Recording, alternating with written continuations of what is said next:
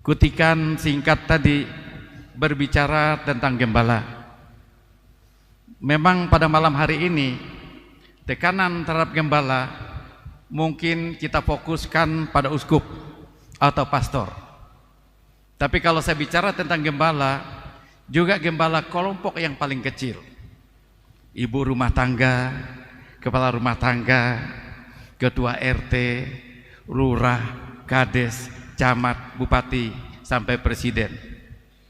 Dan rasa-rasanya kalau Yesus bicara tentang gembala, ia membawa kawanannya ke rumput yang hijau agar mereka makmur, bisa makan enak, umurnya panjang.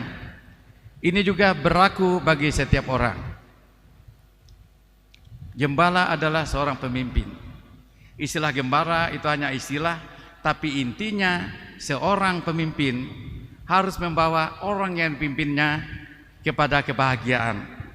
Dan kalau bicara tentang imam dan uskup, tentu ujung-ujungnya membawa orang masuk surga.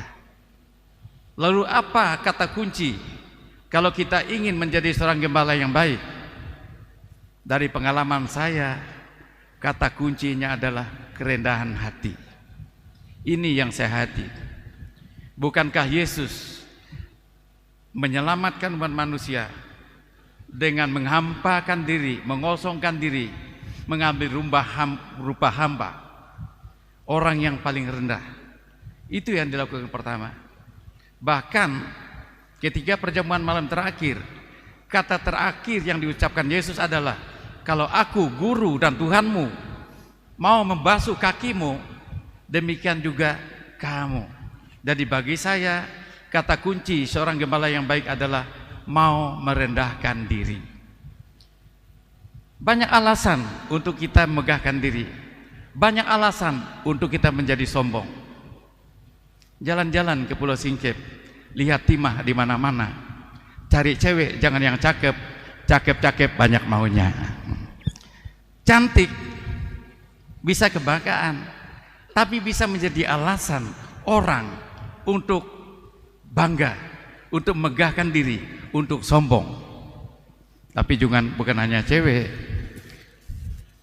Ikan bandeng jangan dipanggang, kalau dipanggang banyak minyaknya.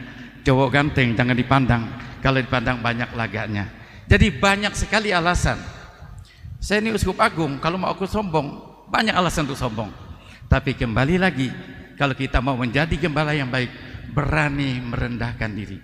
Ketika kita berani merendahkan diri, orang lain bukan saingan, orang lain bukan ancaman, orang lain bukan orang yang menghargai kita, orang lain adalah partner. Kalau teman aku cantik, banggalah aku, syukur teman aku cantik. Kalau teman aku pintar, syukurlah teman aku pintar, aku kurang pintar, bahkan agak bodoh, ya kan? Tapi ketika kita sombong, orang lain menjadi saingan. Satu kata kunci kerendahan hati. Yang kedua, yang saya hati adalah sadar misi.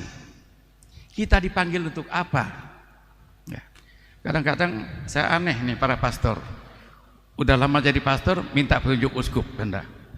Boleh enggak misa di komunitas suster? Ya boleh dong, harus itu wajib pastor Rocky. Tapi banyak pastor masih bertanya gitu. Ngelola uang pun masih tanya uskup. Jadi sadar misi. Kalian dipanggil sebagai pastor itu untuk apa? Kalau kalian tidak mengerti dipanggil untuk apa, ya tentu arah ke depan tidak menjadi jelas. Tapi Valentinus saya sangka sangat sadar apa tugas seorang gembala. Tugas seorang gembala supaya bisa berjalan sadar. Pak Paulus Adi pun jadi bupati harus tahu tugas bupati itu apa. Jadi kades harus tahu tugas kades itu apa. Kalau sampai nggak tahu tugasnya, ya kacau. Jadi sadar misi. Dan yang kedua penghayatan saya adalah Yesus mau menyelamatkan umat manusia agar kita masuk surga. Selain merendahkan diri, menyerahkan nyawanya. Inilah tubuhku, inilah darahku. Maka seorang gembala yang baik harus juga punya semangat mau berkorban. Di gereja ini, di kuspan ini tidak ada yang basah, tidak ada yang kering. Monsinyur Anton ini pandai. supaya adil. Yang basah dan kering ini ada kebijakan sendiri, ya enggak? Jadi Sanggo ini bagi saya tidak kering, tapi kadang-kadang dalam hidup kita ini sebagai gembala milih-milih gitu loh. Dipindah juga segan. Jadi bagi saya dua kata kunci, mau merendahkan diri, mau berkorban. Kalau itu tidak ada, ini bukan hanya kami pastor, uskup, bapak keluarga juga begitu. Kalau Paulus Adi dengan istrinya itu, bupati, tidak mau merendahkan diri, mau mengalahkan, ya kacau lah hidup, ya nak. Syukurlah suami aku bupati, ya nak. Walaupun istri aku tidak punya pekerjaan, syukurlah begitu. Jadi Bapak Ibu saudara-saudara yang terkasih, saya hanya pesan dan saya yakin uskup kita yang baru sadar akan tugasnya sebagai seorang gembala, itu paling pokok. Nah, kuliah sih udah sampai ke langit lah kan.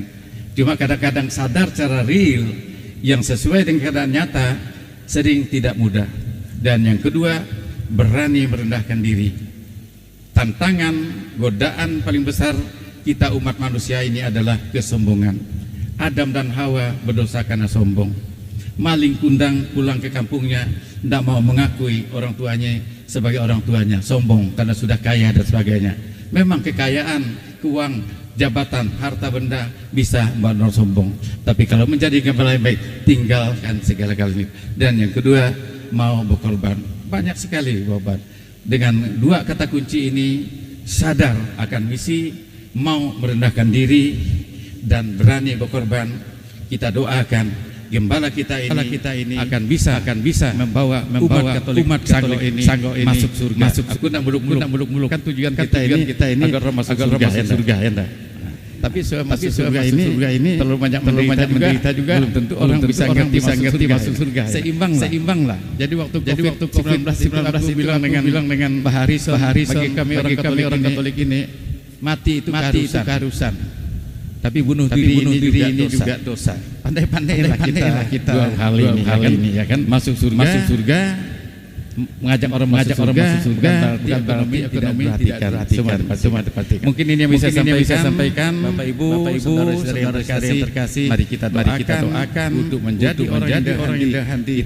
Kita perlu sungguh-sungguh menghayati misi kita untuk apa. Dan yang kedua, salah satu pemimpin yang hebat adalah yang mau juga berkorban orang lain dengan dua kata kunci ini, dengan sadar misi. Saya rasa setiap orang baik itu pemimpin rumah tangga, RT, lurah, kepala desa, bupati, bahkan presiden, saya sangka bisa membawa orang kepada kesetaraan umum. Dan kalau kami gembala Tuhan ini mengajak orang masuk surga.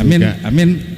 Mari kita doakan, jangan hanya kita mendoakan kita menjadi gembala yang baik. Doakan kita menjadi gembala yang baik. Doakan kita menjadi gembala yang baik, ibu yang baik. Doakan lurah kita, RT kita, camat kita, bupati kita, presiden kita menjadi gembala yang baik.